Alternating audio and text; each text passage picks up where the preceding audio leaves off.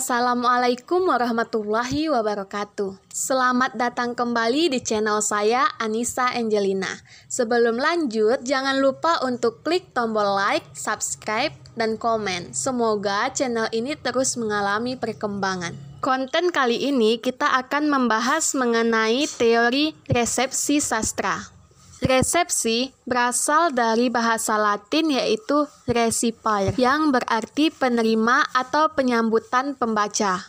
Dikutip dari Ratna dalam Rahmawati pada tahun 2008, halaman 22. Resepsi merupakan sebuah aliran sastra yang meneliti teks sastra dengan mempertimbangkan pembaca selaku pemberi sambutan dan tanggapan. Tentunya dipengaruhi oleh faktor ruang, waktu, dan golongan sosial. Persepsi menurut Pradopo merupakan ilmu keindahan yang didasarkan pada tanggapan-tanggapan pembaca terhadap karya sastra. Makna dari persepsi secara luas merupakan cara-cara pemberian makna terhadap karya, sehingga dapat memberikan respon terhadap karya tersebut.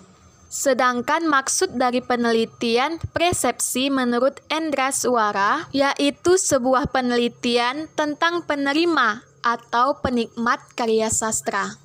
Karya sastra sangat erat hubungannya dengan pembaca, karena karya sastra ditujukan kepada kepentingan pembaca sebagai penikmat.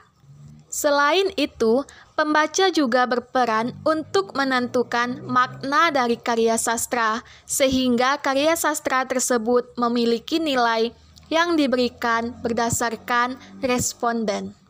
Nah, untuk karya sastra yang akan kita bedah menggunakan teori persepsi sastra ini adalah sebuah cerita pendek yang berjudul Cerita Ibu, dikarang oleh Mirza Fahmi.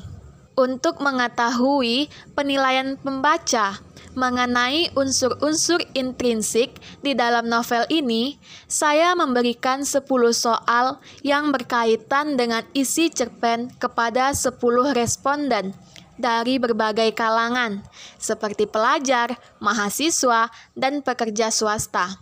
Berikut merupakan hasil dari kuesioner yang telah mereka jawab.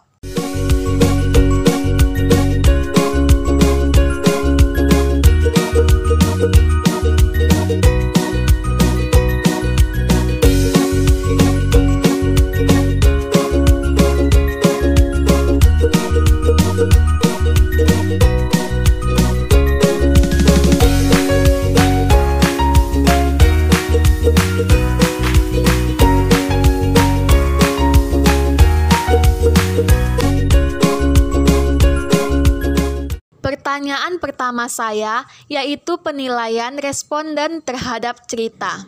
9 dari 10 responden sepakat mengatakan bahwa cerita yang berjudul Cerita Ibu ini merupakan cerita pendek yang menarik.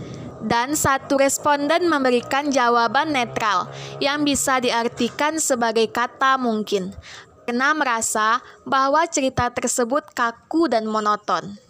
Untuk pertanyaan kedua yang saya ajukan kepada responden yaitu, apakah cerita tersebut berkualitas? Nah, 7 dari 10 responden setuju bahwa cerita tersebut mereka anggap berkualitas, sedangkan 3 sisanya menjawab netral atau mereka tidak yakin dengan kualitas dari cerpen tersebut. Untuk pertanyaan berikutnya, saya menanyakan kepada responden terhadap tema. Berdasarkan jawaban responden, dapat disimpulkan 8 dari 10 responden menyebutkan bahwa tema pada cerpen mudah untuk dipahami. Dan 1 responden menjawab mungkin. Sedangkan 1 responden sisanya menyatakan tidak mudah untuk dipahami. Berikutnya, 6 dari 10 responden atau bisa kita jadikan dalam bentuk presentase menjadi 60% responden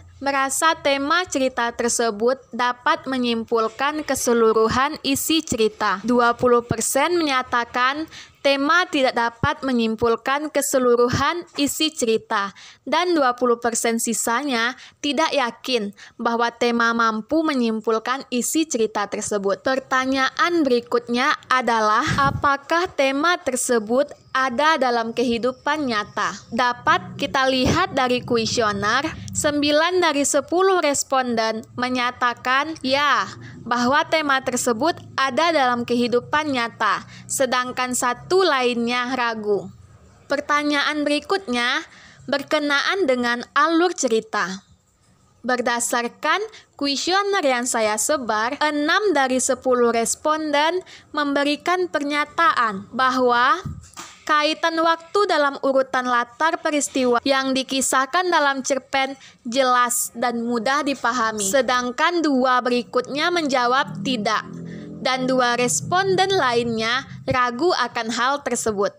Selanjutnya yang akan kita ketahui yaitu penilaian responden terhadap tokoh.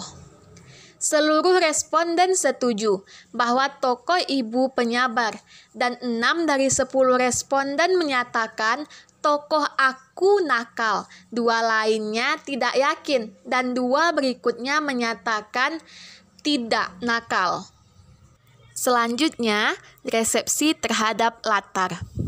Apakah latar pada cerpen tersebut bersifat metaforik atau dapat melukiskan sifat, keadaan, dan lain-lain? Nah, respon dari teman-teman saya melalui kuesioner yang saya bagikan, 6 dari 10 responden mengatakan ya, dan 4 lainnya memilih untuk memberi jawaban netral. Untuk pertanyaan yang terakhir, berkaitan dengan bahasa yang digunakan. 7 dari 10 responden menyatakan bahwa bahasa yang digunakan cerpen menyimpang dari bahasa sehari-hari. 1 responden lainnya menyebutkan ya, dan 2 responden terakhir memilih untuk netral.